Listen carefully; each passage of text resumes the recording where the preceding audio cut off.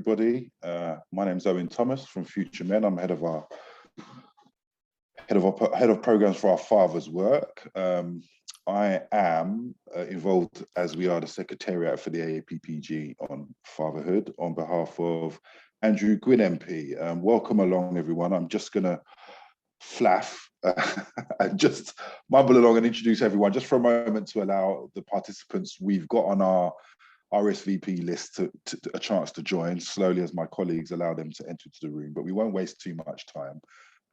I will start with apologies from our chair, Andrew Gwynn MP, who is unfortunately unwell, isolated at home and unable to chair today's meeting. We know it's that time in that season. I'm sure many of us have all experienced being unable to participate in events and stuff, but he sends his apologies and asks us to go ahead anyway because this is a really important meeting. We've been waiting. We already had a date that we've had to rearrange. So we felt it was really important to get this meeting done and out of the way. Just so you know, I'll just go through a little bit of housekeeping. This meeting today is being recorded by way of keeping minutes. Once the meeting is finished, it will be posted on our APPG page on the Future Man website, where all minutes are posted by way of record. I do believe we're getting close to our numbers who should be attending. I'm just going to give it another 1 or 2 minutes to give a couple of late arrivals a chance to join. I'm sure you've all been prepared and know who's coming along today. I'm hoping some of the other officers, apart from the chair, will be able to make it along. As you know, parliamentarians are often very, very busy. Sometimes arrive a couple of minutes late for the meeting, but all are really interested and keen to hear about the great research that we'll be hearing highlighted today. Let me just give you a little bit of background by way of introduction to our marvelous speakers today. They are Dr. Anna Tarrant, Dr. Laura Way, and Dr. Lindsay Ladlow. They are presenting findings from their Following Young Fathers Further research team. They're going to be presenting cutting-edge qualitative longitudinal research about young fatherhood.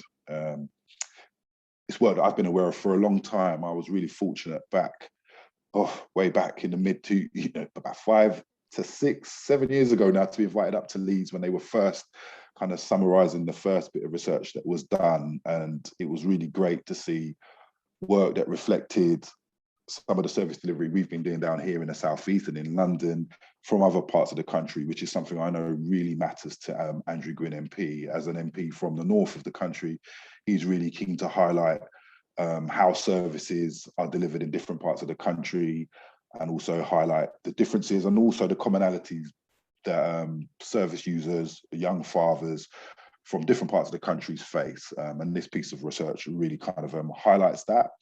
A major aim of the Following Young Fathers Further study is to transform how young fathers are responded to by practitioners and policymakers.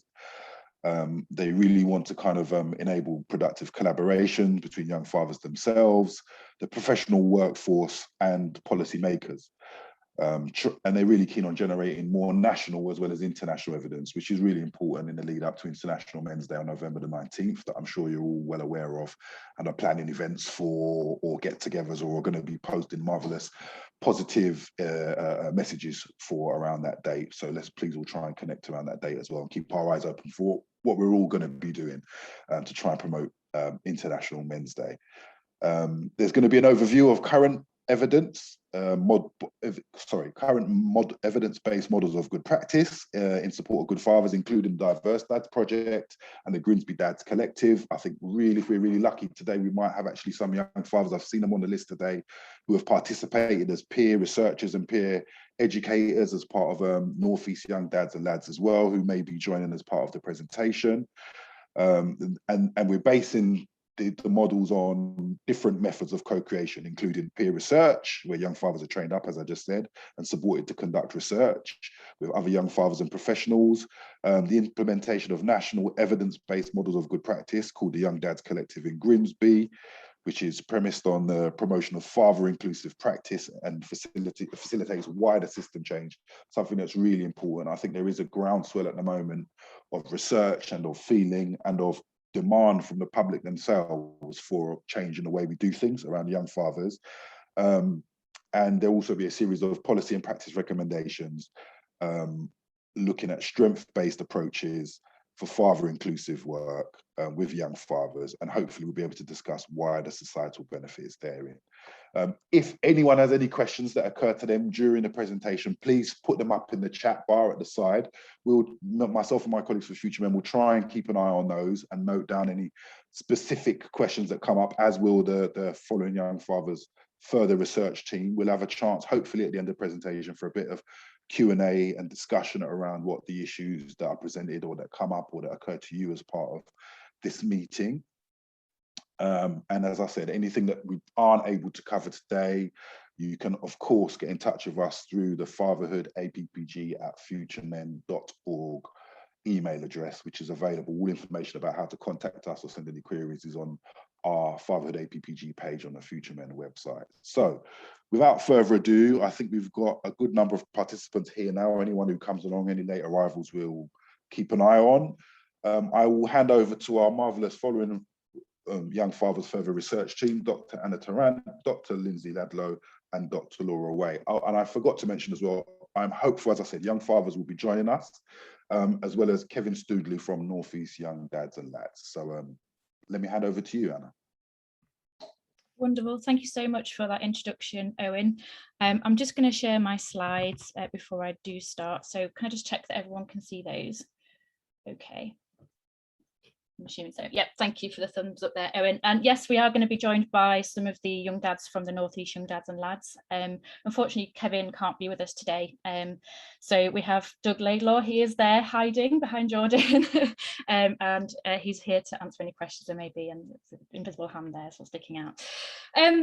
So before we begin, I do just want to extend my thanks to Owen for inviting us and giving us the opportunity to present about our work today.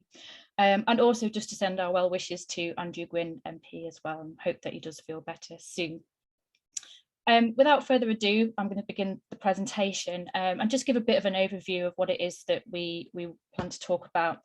So today we present emerging evidence from the Following Young Fathers Further study. And as Owen said, this is a qualitative longitudinal study of the lives and support needs of young fathers.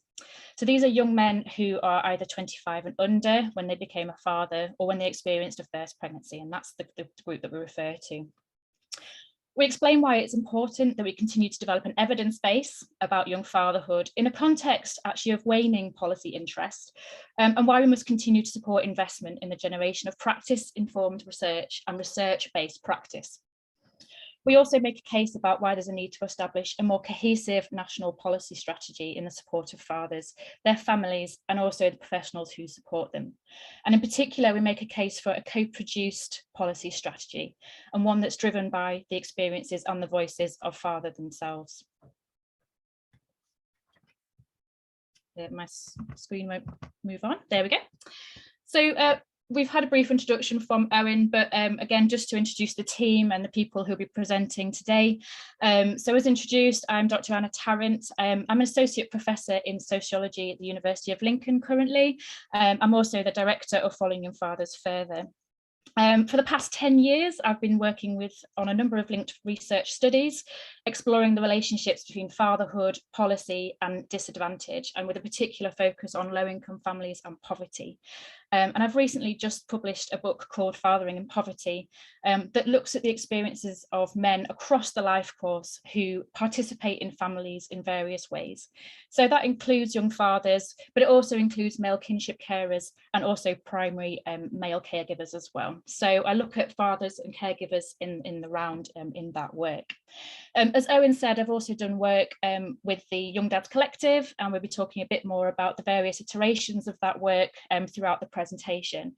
But that was really the seeds of the fellowship that we're working on today, and really drove some of the research questions and the approaches and methodologies that we're employing through the study. I'm also joined by Lindsay and Laura, my fabulous team, and I just want to extend my thanks to them. They drive this work hugely, do a lot of work with the young dads, and are just hugely passionate and enthusiastic, and I'm sure that you'll see that throughout the remainder of the presentation when they talk as well. We're also delighted to be joined by the North East Young Dads and Lads. So I think we've seen Jordan there, we've seen Doug as well. These are one of our main study partners. We're also joined by Chris Humber as well, and he's going to be talking a bit later about one aspect of our work, the Diverse Dads project. Kevin I spoke to earlier, and he did say, I did actually see his name to crop up, so he might actually be here. So I'm glad he's joining us, and he might be able to contribute to some of these discussions as well. Just for some brief context, we formalised our working relationship with Needle, we'll call them Needle in the remainder of the presentation, during the early days of the pandemic, when we were developing our first set of research questions around the support needs and experiences of young fathers and their families. And we were really keen to understand how those families were being impacted by the pandemic, whether that contributed to their precarity and insecurity, and also what implications that had for their support needs as well. Because we're working with professionals directly in the study, we were also really interested in understanding how different services have adapted to the pandemic context. And we actually saw Doug talking on the BBC about some of the work that the North East Young Dads and Lads were doing. So we approached them and they agreed to work with us. And since then, that relationship's really flourished and allowed us to do some really impressive work and really depth work around the impacts of the pandemic on young fathers. So today, however, our main focus is not so much on the findings from the COVID side of things, although we have got outputs and briefings that talk about some of the findings there. We're talking more about the methodologies and the ways in which we're co-creating knowledge with young fathers and with professionals and with different services to develop good practice models in the support of young fathers. So just a bit of context and to give a really very brief overview of what we already know from the research as context to our empirical focus on young fathers and really to make the case for why we need to focus on young fathers and keep young fathers in the spotlight, if you like. So as I mentioned at the start of the presentation, policy attention to teenage and young parents, it has declined and it has waned, I would argue, particularly since the conclusion of the 10-year teenage parenting strategy. This was largely heralded as a success because it did reduce and see numbers of young and teenage pregnancies reduce nationally. That reflects the overall national picture, but there are still young parents out there, of course, who benefit from support. And the concern and the worry is that if we don't have any policy attention to young parents, that we don't focus on services and how services can provide support to young people and to young parents in particular. So it's really important, and this is part of one of the drivers, if you like, for why we need to develop. I've got some red lines. I hope that's not disagreement with my point. Traditional gendered ideas about parenthood are also in flux and are changing too. So men are increasingly expected to be involved in their children's lives. And a critical mass of research has developed in the last decade that evidences the benefits of involved fatherhood for family well-being and also child development. And what we're seeing is that involved fatherhood, when it's positive, when it's supported, it benefits men and their well-being and their own mental health and physical health. It benefits women and their emotional and physical health, and also has wide-ranging and long-term implications for children and their outcomes as well. Now, as much as involved fatherhood has become a cultural ideal, it's not necessarily something that's accessible to all. And you know, fathers are a diverse social group and may experience a range of different challenges or disadvantages that may influence the extent to which they're able to align with those principles.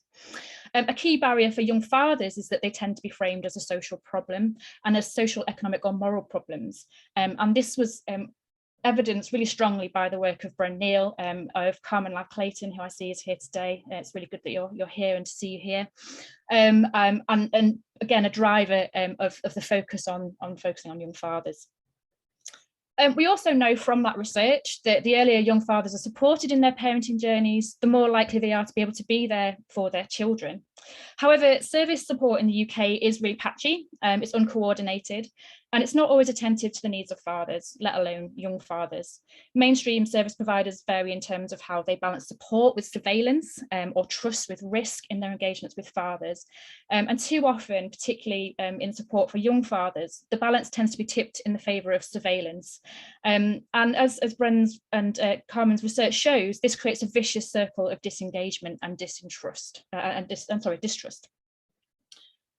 If we take the sort of service and professional workforce view as a whole, in a combination, there's a whole range of personal, organisational, strategic and societal factors that produce barriers to the promotion of father involvement and father inclusive practice.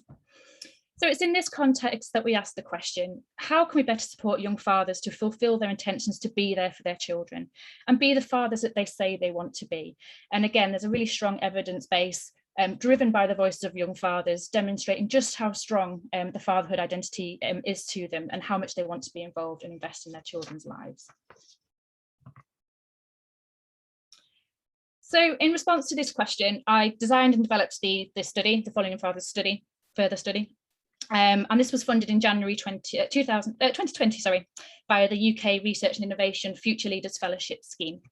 The study will also run until 2024, and there's also the possibility of a 3-year extension. So this is a major financial and research-based contribution to research on young fatherhood, and there's a lot of opportunity to really extend that study and develop its outcomes. It's an ambitious and innovative study, and I hope that came across in some of the discussion there in terms of the introductions from Owen in terms of what it does. It's building a unique and dynamic evidence base that's designed to challenge the stereotypes, some of the misconceptions and the marginalizations that are experienced by young fathers.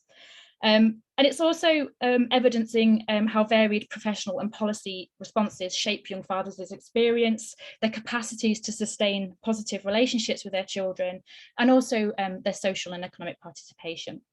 So we go much broader than fatherhood as well. We're thinking about young men in terms of all of the things that all of their ambitions, all of the factors that support them throughout their life courses. Linked to this, the study has 3 overall major overarching aims. I'm conscious that I'm repeating what Owen said slightly here, but I'd just like to repeat them just to really hammer home what it is we're trying to do here and why we're asking for such a big ask really in terms of policy. So the first is to transform how young fathers are seen in the UK and to create new visions of young fatherhood by generating and drawing on international evidence. So what we want to do is challenge stigmatizing and stereotypical views about them that are so pervasive and that filter into policy and practice and into societal discourses and narratives about young men. We're extending the longitudinal reach of the study by building on Following Young Fathers, of which my research was linked to. And that provides us with an evidence base of nearly a decade. And some of the young fathers we've been interviewing have interviewed with us now and interviewed for the studies for 6 times. And again, we've seen real progress in terms of their careers, in terms of their family development, in terms of their own personal development as well over that 10-year period. So it's really a privileged place to be able to observe that and track that over time. We're also working with academic partners in Sweden as well. So we're working with Thomas Johansson and Jesper Andreasson, who have expertise in men and masculinities and fatherhood. And we're already developing some really fascinating insights, again, based on interviews with young fathers over in Sweden, about the different welfare contexts of the UK, and also the extent to which that might influence how young fathers are constructed in different ways. So just as an initial insight, what we're finding is that the identification of young fathers has been really challenging over in Sweden. They don't talk about young fatherhood in the same way that we do in the UK context, and they don't problematize it in quite the same way. So again, it's really interesting findings there. We're working innovatively with young fathers and practitioners using methods of co-creation to develop a robust evidence base with wider application. So this fellowship involves multiple partnerships, some of which are represented by the logos on the side there. So Quorum Family and Childcare, the Young Dads, North East Young Dads and Lads, and also YMCA Humber and Together for Childhood, which is a subsidiary of the NSPCC based in Grimsby. These are organisations and charities that are really championing effective father inclusive models of practice. And again, some of those are going to be our focus today. As mentioned, our much longer term goal for the project is to establish the rationale and the evidence base to support a more cohesive national policy and practice strategy around young fatherhood, and one that sees young parents sees support for young parents and for involved fathers as complementary and with much broader outcomes and implications. So that's a very whistle-stop tour, but that's just some of our intentions and ambitions for the fellowship and for the research. Now, true to our commitment to methods of co-creation, and to hearing the voices of young fathers as experts by experience. We'll go over to the real experts and over to Lindsay to introduce Jordan.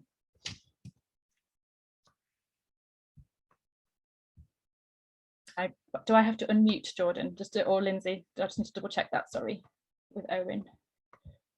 I'll do that. I'm just finding them in the list. I'm just looking through the list. Lindsay is... We need Lindsay first, please. Lindsay, hey, thanks Owen, and thanks Anna. Perfect. So the North East Young Dads and Lads, or NEDL for short, is a charity that models effective, father-inclusive and strengths-based practice. It's nationally renowned for the service it provides to young dads. NEDL is particularly effective at challenging the risk-based approach to support by creating what Neil and Davies describe as a more virtuous circle of engagement, trust and mutual respect. They're also developing a pioneering platform called DigiDad, which is led by Jonah York, and they've been producing accessible content that features young fathers and is designed for young fathers, that promotes effective support, demystifies legal and social care systems, and promotes positive experiences of young fathers. So we now welcome Jordan, if we can unmute Jordan, to speak briefly about his work with NEDL. So Jordan, can you just tell us a little bit about yourself, please? Hello, my name's Jordan. I'm 22 years old. I've been a part of Young Dads since it started, so kind of one of the founders. I've got a daughter that is 6 years old. She was born on Valentine's Day. Really unexpected, but it was honestly the best thing that could have ever happened to me. And without Young Dads and Lads, I don't know where I would be today. Thanks, Jordan. And can you just tell us a little bit about how North East Young Dads and Lads have supported you? Young Dads and Lads have supported me by giving me opportunities, such as, like, we've done things such as first aid, and we've done parental courses, which most young lads wouldn't really know much about. And with that, it's helped me become a better dad, because now I can look after my daughter and I know certain ways of what to do and what not to do, even though it is all, if it's basically, you can make it up as you go, but with right guidance, it's better that way. And they've also supported us by getting contact for my daughter, because I had contact stopped by the mother and I had to go through courts, and with the help of Kevin Studley, we managed to go through and I managed to get contact for my daughter. That's great, Jordan, thanks. And can you just say anything more about the work that you do with North East Young Dads and Lads? You work as a peer support worker, don't you? Yeah, I mainly just help out the other dads at the minute. Like I say, I've had what I've wanted. I've got my contact, and I'm now kind of an experienced dad, so to say. And now I'm just helping the new fathers that's coming into the group and showing them what to do and how and what not to do and how to be a decent dad. Yeah, that's great. And you've got a few sort of meetups that you do with other dads, is that right? So you bike rides and football, yeah. On Sundays, we've recently started a Young Dads Council where we get some of the newer dads and some of the older dads together, and we'll go on bike rides and we'll play football, and it's just a way for us all to get along and basically make friends. That way we're not lonely. And with this pandemic, it's made everything worse. And now that we've done that, it's a lot better. We've also started a gaming channel, because most young lads these days are gamers. So it's the best way of communicating. Brilliant. And you've been invited to do a few different talks, haven't you? Do you want to say anything about that? Yeah, well, I've done that many talks. I can't remember all of them. But we've been to Leeds University, done some talks down there where we met a new trustee member, We've done talks in Northumbria University and talked to social workers to be and told them to look more for dad's perspective than just the mother's, because that's one main thing that we normally see with the young dads coming up. It's all mainly about mothers and helping mothers and the babies, and dads aren't really there. So doing the talks have really helped. And we've done also talks in like Newcastle University and loads of other places. That's brilliant. Thanks, Jordan. I think your work's having a really big impact. That's brilliant. Thank you. All right.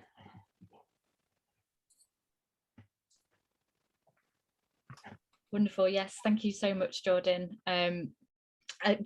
There's so much there that this work does. Just a few things that really stand out for me. The importance of peer support and spaces for dads to come together around a shared identity. Moving on and providing mentorship and support. When you become a more experienced father. Working with researchers, working with other professionals, and learning the languages of working with different services in order to access the resource and the support required in order to remain involved. So all of those things are really key and an important part of this particular model, very much driven by Kevin and by the team there, and Doug as well. So a huge thank you, Jordan. So if I just restart my slide again. So we've heard firsthand about the value and importance then of father inclusive and strengths-based support and the transformative impact that this can have on the lives of young fathers. We now move on to present some of the examples of co-creation that we've been developing through the Following a Father's Further research process to produce an evidence base that's generating both practice-informed research and research-based practice. When I refer to co-creation, in brief, I'm referring to a participatory method, and it's a form of collaborative knowledge production that's initiated to enable innovation with rather than for involved stakeholders. So again, it really puts the voices of young fathers and professionals right at the heart of what we're doing with our research. The examples we present next are evidence of how productive and creative relationships between researchers, the professional workforce, and young fathers can drive and create impact through the implementation of effective models of practice. We're going to go back to Lindsay now and over to Chris Humber to talk about the Diverse Dads project. We'll then go over to Lindsay to talk about Bumsby Dads Collective.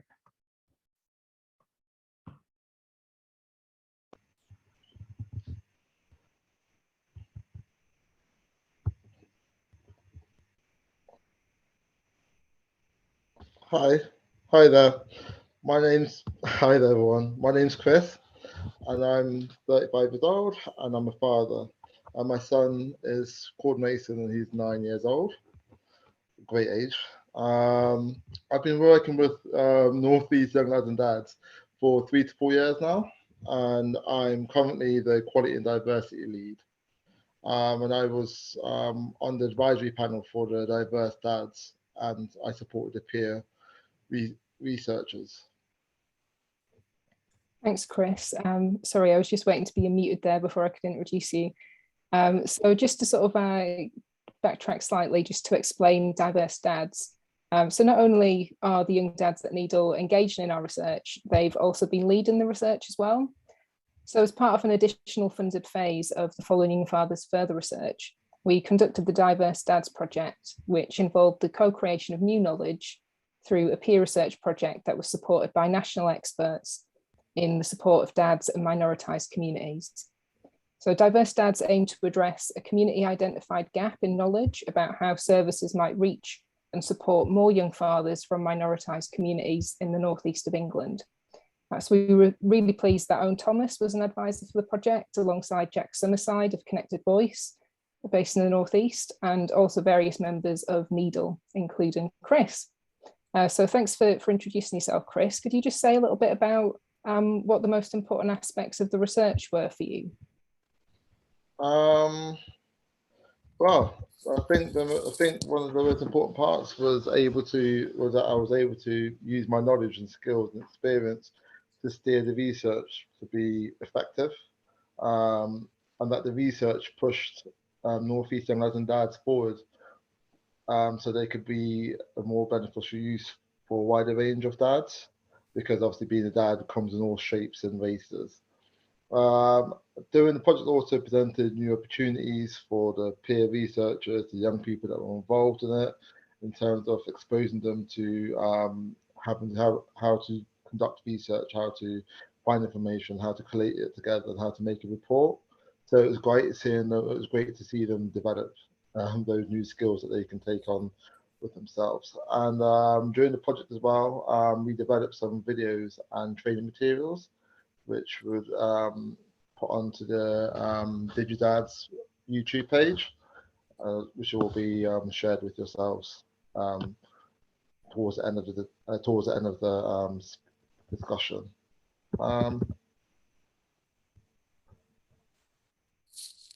It's great, thanks, Chris. And I think there's been some interest, hasn't there, since we produced the report and the training materials. Is that right?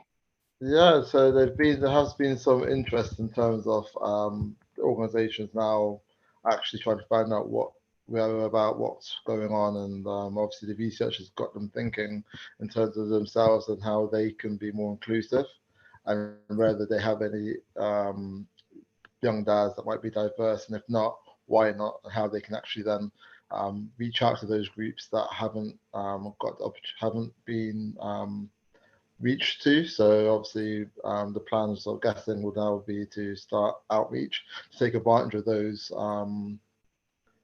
invitations, basically. those people now who actually know we're here. So then obviously we can then start making those meaningful connections. Yeah, that's great. Thanks very much, Chris. We hand back over to Anna. Brilliant, thank you. Yeah, again, a lot of this work is really shows how complementary father inclusive strengths-based approaches are to a much broader range of different questions and different approaches. So again, you know, through Diverse Dads, we've been able to develop outreach to a much wider group of and community of young men, but also really see the benefits of developing relationships within communities and in regions to really develop a more holistic support environment.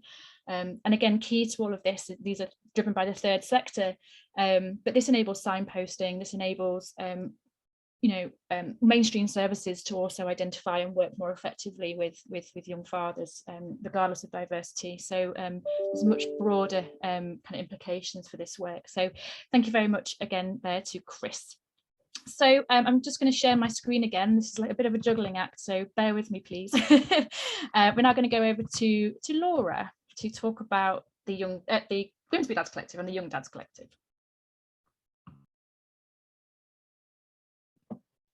Thank you. So another major contribution of our work is the establishment of the Grimsby Dads Collective, or the GDC. This is the latest iteration of the Young Dads Collective, the YDC, evidence-based model of practice originally established in London by Quorum Family and Childcare. Previously, a YDC had also been implemented in the North, led by a professional, John May, who's long proven to be a champion for young fathers. So the following young fathers further team: Quorum Family and Childcare, YMCA Humber, and Together for Childhood in Grimsby are working together to co-create and test the new model with the ultimate aims of driving social transformation in how local services in Grimsby engage with fathers. The evidence that we're producing about the model shows that the capacity of young fathers to be recognised as experts by experience is a vital means for changing existing professional culture and practice. Indeed, our interviews with young dads confirm just how much young fathers value the opportunity to be heard and to have a voice. And this is illustrated on the slide now with those first two quotes. So the YDC model is committed to promoting service and systems change, driven by the advocacy of young fathers. The model provides young dads with an audience of professionals and practitioners who they promote father inclusive practice to, as well as the main message of Think Dad. Through the promotion of systems change, other young dads who are not directly engaged in the model can also benefit, as can their families and society more broadly. Not only is there this wider impact, but through the YDC, dads can become empowered, they can gain confidence and acquire new skills as well. The YDC North and YDC in London have evidenced how the model too can support young dads into employment and into higher education. And there's two quotes on the slide now if you want to read through that, from the Quorum Family and Childcare YDC manager, who also talks about the value of this. In summary, while the Young Dads Collective as a model does require local buy-in and resources, this model offers community-informed problem solving and solutions with import as well for national and international practice and policy agendas around father involvement. And I'm just going to pass over now to Anna. Thank you. Great, thank you so much, Laura. So, just two concluding slides, just to wrap up and really emphasise some of our key messages, both from the evidence base, but then also from our own recent research about what services and professionals can do to promote father inclusive approaches. Now, these may be relatively small changes, but we know that they have big payoffs and can have significant impact, not just for young fathers and their children, not just for young fathers, sorry, but for fathers more generally and for their families. Of paramount importance, and just to repeat Laura's point, is the promotion of the message among the professional workforce about the need to think dad.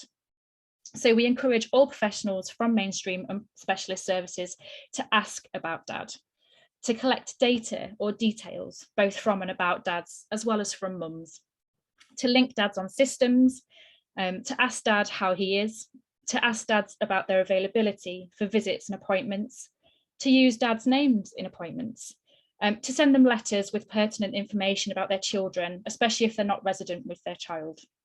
These are all cost-effective, relatively straightforward ways of welcoming fathers into what are traditionally considered to be women-only services, and embedding the message that men are parents too, and not always considered secondary to mum. This is not just about asking either about what risks dad may pose, but about bringing dads more squarely into the orbit of services to ensure that they're as accessible as possible if and when they're needed. Indeed, understanding how a service might be easy to access rather than how dads themselves are hard to reach is key to this work. Now, we also ask you to consider whether you have images of dads in key areas, whether you are delivering or supporting services that are advertised to dads directly, and also whether they can be accessed outside of work hours. So again, relatively small changes that can have big payoff. Much of this also depends on doing research and generating knowledge with dads in the localities being served, not generating knowledge about the area in general, about the families who reside there, about their needs, and also about how the organisation might be perceived. And again, using this knowledge as a basis for making effective changes. Where possible and where resource allows, we encourage the development of services that are developed with dads and also based on the knowledge of fathers as experts by experience. We also argue that confidence can be developed among the professional workforce through cultural competency and anti-racist training and practice. And again, we see this as complementary to the development and implementation of father inclusive practice. In essence, each of these recommendations are about authentic engagement that involves working from a place of understanding and knowledge about what matters to young fathers and to fathers in general. This does take time and resource, but it's about ultimately supporting children and families and creating a healthier and happier society in the long term. To conclude with some final points and one final ask, of course, while small organisational changes and changes in practice can make a big difference, in isolation, these impacts can't be sustained in the longer term. So what we ask for is a wider systems change at the level of service design that's coordinated via a national policy strategy. Now, a few years back, the Fatherhood Development Programme was established, and this was beginning to make some really important steps in this regard. And we'd encourage the uptake of this group or something similar again in future to be able to drive and develop this cohesive approach. We also make reference to the recent independent child safeguarding practice review panel in England as well. So this was conducted very recently to understand the experiences of men who harm their babies. But that review makes some really important recommendations, again, that have relevance to men and fathers more generally. What they recommend is that there's a need for further research to explore what works for who and why. And again, we'd echo that recommendation. We're already evidencing effective and impactful models of good practice for fathers through our research. These could be effectively tested and implemented in different localities, but these require more resource and they need to be driven by policy to ensure that transformation happens at multiple levels. So it happens for fathers, it happens within and by services, it happens at the level of decision making, and also is attended to by policymakers as well. For the small changes to be really sustainable, we need a more cohesive strategy that's reflected in post-pandemic recovery plans. And this policy too needs to be co-produced and have the voices and experiences of men at its heart. So we have produced a range of different resources. We hope you found this presentation useful and stimulating. We hope it raises lots of questions for you as well, and we're more than happy to respond to those in the time that we have left. But if you do want to follow up on any of the research that we've talked about today, we have open access reports available on our project website. If you want to learn more about the outcomes of the research we did last year about the impacts of COVID and the pandemic on young fathers, we also have a suite of 3 papers, although here we reference one looking at how services adapted to the pandemic context and to support. But again, just some final contact details. We do have a research network and we encourage you to sign up to that for any updates. And you can follow us on Twitter as well, where we tend to post various things about the project and about the work that we're doing. The Needle website is also there, and they're also on Twitter as well. So I'm going to finish there and leave some space for some questions and some discussion. Thank you very much for your time. Fabulous. Thanks very much, Anna, Lindsay, and Laura, as well as Jordan and of course Chris, who contributed so well during that. You've left the contact details up. I'm wondering, Anna, if you wouldn't mind just sharing your screen, I can then, it's easier for me to then see the chat. You can see I've got my big goggles on, but I need a retest. They're not as good as they were. This is lockdown for you. But anyway, I'm going to conclude. I've pulled out a few questions out of the chat that have come in during the presentations. Hopefully, I will start with some of the more simple, practical ones. Will the presentation be available to participants afterwards? What we'll do is this whole recording will be going up, as I said at the beginning, on the Fathered APPG page on the Future Men website. If you go to the futuremen.org website, click on the Fathered APPG, you'll see all of the minutes of the last previous meetings. The online ones are all in the form of a video. What we may do as well, I'll have a chat with Anna after the meeting. We might PDF some of the pages of the presentation, if not all of it, and leave those there as well. So you can click a link there and see all of the contact details and all of the information. So it's available for you to download. And that was in response to, I think it was Barrington's question. Another question from M. Cook was, are there any plans to campaign? Barrington did make a point as well that many of these points, and anyone who's worked in this sector for a number of years will know that a lot of your recommendations and policy discussions have been, have been recycled. You know, we've all been calling for many of the same things the Fathered Institutes. You mentioned Carmela Cloughton and Bren Neal's research before. Many have kind of asked for the same things. Are you guys doing any more direct campaigning yourselves, or is there a call for action anywhere? I think that's a really good question, and part and parcel, I think, of how we drive this change. Certainly, I think from the point of view of our study, we focus more on the research side of things and on co-creation and driving this change through services. I think Jordan mentioned the Young Dads Council. So can I just go back over to Needle to talk a little bit more about that, which is an example of some really important campaigning work that's starting to happen and take shape. I've just unmuted Kevin. If Kevin wants to step in, Kevin's Kevin here, yeah.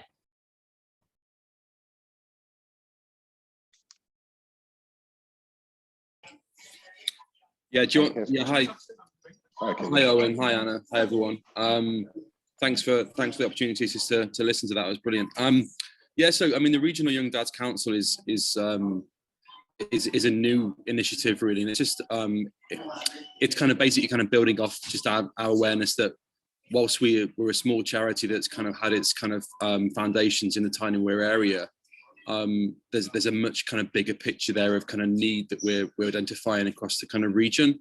So the intentions and ambitions of the Regional Young Dads Council is very much to kind of put the initiative into young dads' hands. You know, we've got lots of young men who've been incredibly eloquent and capable of kind of raising the needs and solutions to the challenges they kind of face. So the next step is to kind of really give that young dads group the opportunities to explore what they want to do and what they want to achieve, and whether that's about further research, lobbying, whether that's about campaigning, whether it's about delivering events and activities, is really up to them. The initial kind of piece of work they're doing at the moment is they're working with the Baltic Centre for Contemporary Arts on a new equal play exhibition that was in The Guardian a couple of weeks back, and they're devising some anti-sexist practice around that, which is really interesting and exciting for us. So yeah, we're just going to kind of really support that group to become much more a kind of independent kind of group that really influences practice, and whether they connect up nationally, whether they connect up locally is up to them. We're early days, and we're going to give them the opportunity to sort of really drive that work forward. Thanks, Kevin. And I would add as well that there may be, it's a shame Andrew's unwell and not here today, but I know that one of his ambitions for the APPG as we move forward and hopefully come more out of, I mean, we was hoping that this meeting would have been an in-person meeting. Hopefully in the new year, the next set of meetings will be.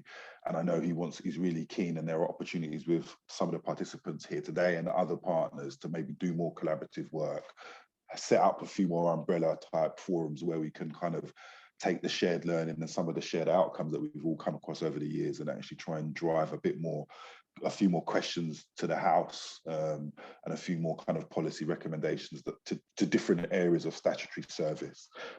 Another couple of questions, as I know the time is moving on, that have come in during the time we were here. One was around,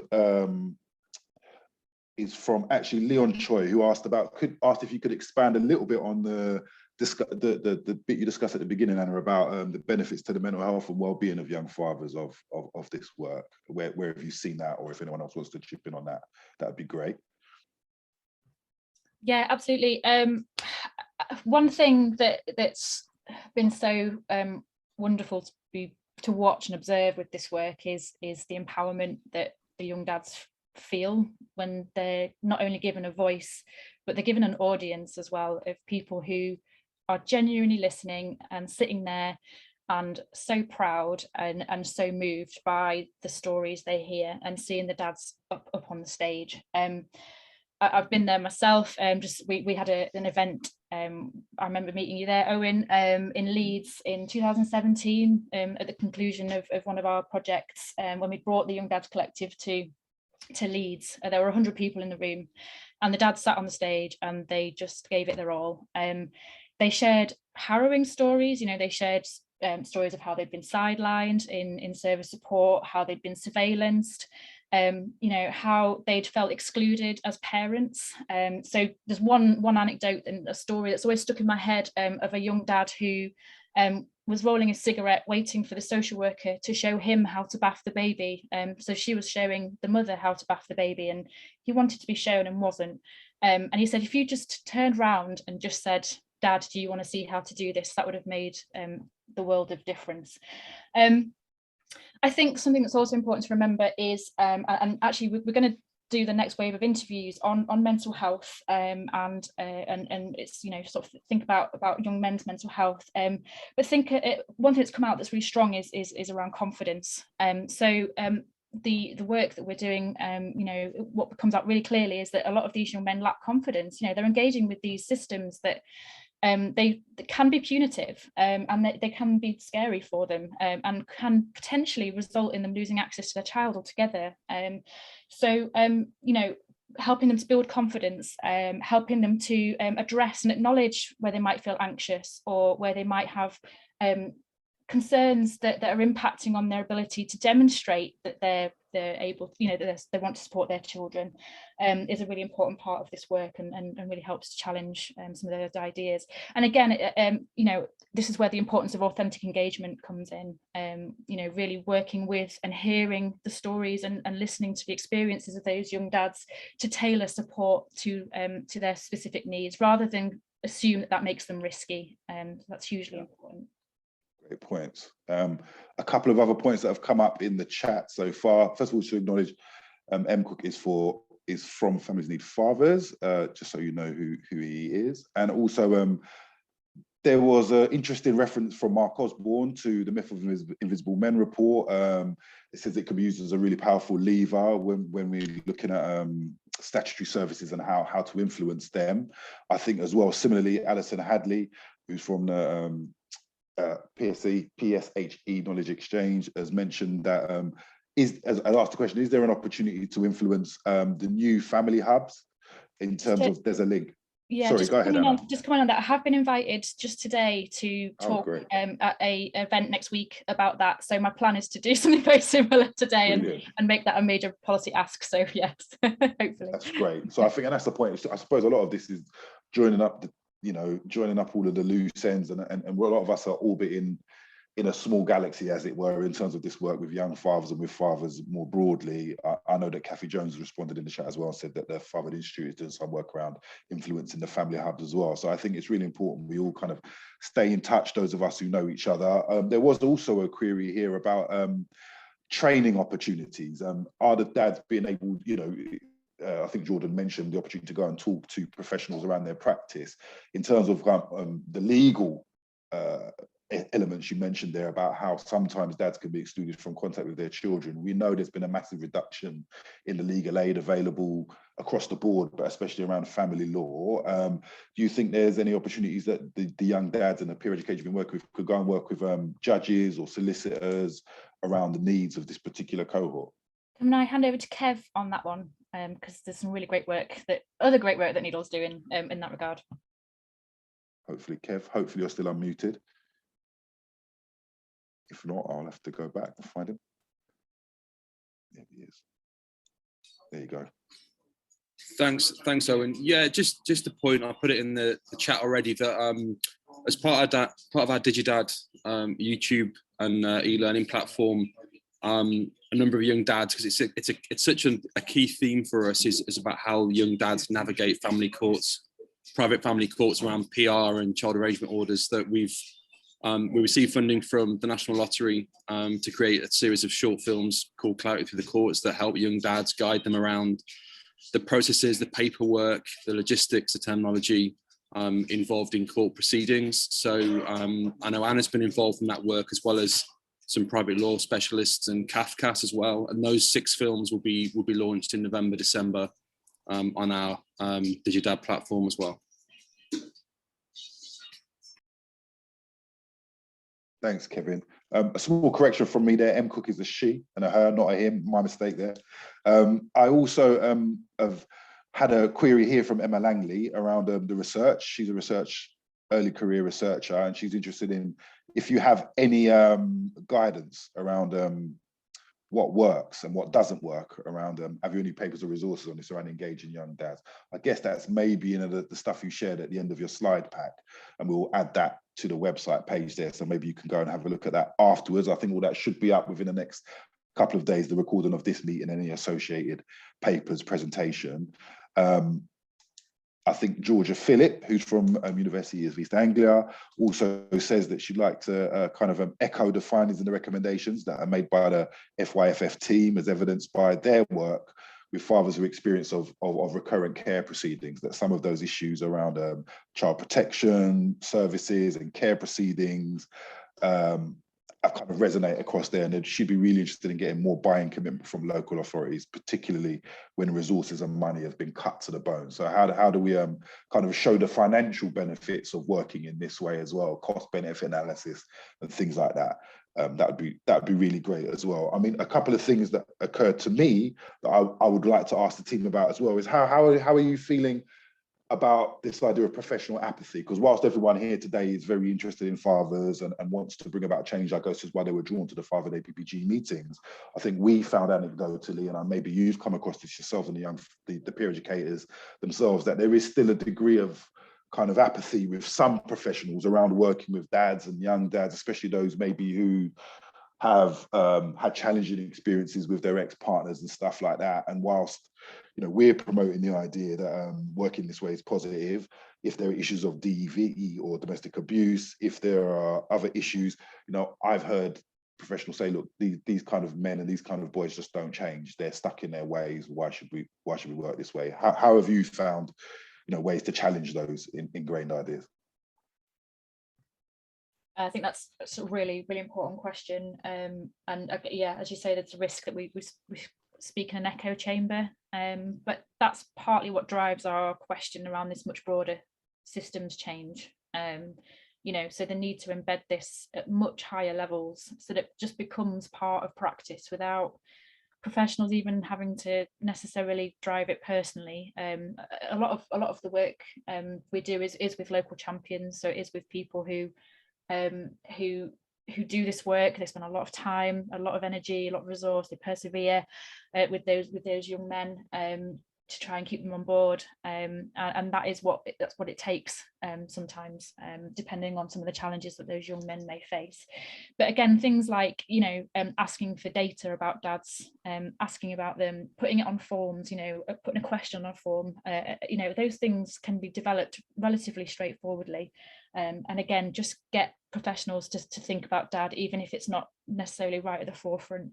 You know, at meetings, can you have a section on father inclusive practice? How have you done father inclusive practice in the last month? You know, and pick up good examples and discuss challenges and discuss ways of implementing them in ways that are then more supportive more broadly. So that would be my kind of comment on that. I don't know if anyone else from the North East Young Dads and Lads would like to come in on that particular point.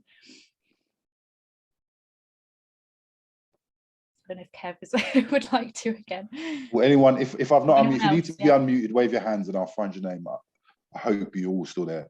I mean, interestingly, we deliver at Future Men some similar services with young dads down here in the Southeast, and I think we've been working with a South London borough around domestic abuse particularly, and they've launched a strategy, and it was really important that they actually made reference to the fact that they understand there's this professional kind of reticence sometimes about working with young men and young fathers, particularly those who have, as I said, may have had challenges in the past, may have made mistakes, may have engaged in behaviour that was abusive or unhelpful.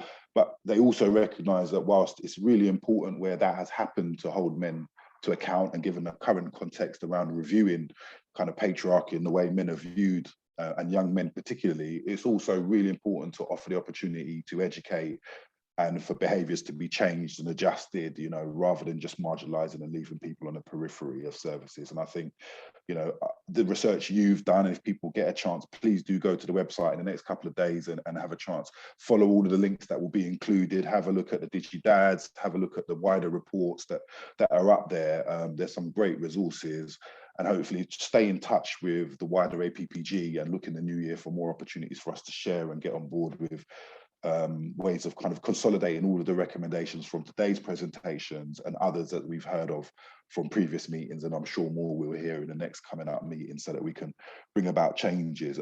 We are really close to when our Zoom will cut off, so I'm going to take this moment to kind of draw us to a close today and thank everyone for contributing, Laura, Anna and Lindsay, Jordan and Chris, as well as Kevin. Thanks so much for taking the time and highlighting the great work you've been doing over the last few years, particularly to the two young fathers themselves today. I'd really like to thank you for participating.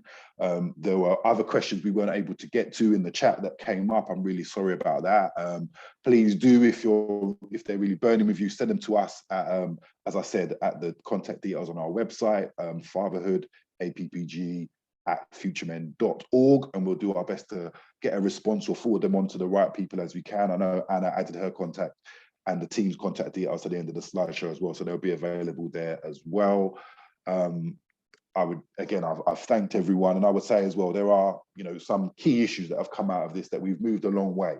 You know, things are really progressing. There are calls, not just from the young fathers and those who are working with them, but from young mums themselves and professionals who are starting to kind of pick apart and realize the way we've been doing things isn't working. The last year and a half of the lockdown, as well as the 8 years of austerity before that, have kind of taught us that resources are not as available as they were before, and we have to think much more smartly about the way we kind of deploy what remaining resources we have left. So the more we can work together, I think the more we'll achieve. So thanks everyone for coming along and attending. Thanks to our speakers, and hopefully this is seeds that have been planted that will help you go off locally wherever you are and make significant changes where you are. Thank once again, and keep an eye on the website for the next upcoming meetings and information about ways you can participate. Thanks everyone for attending. And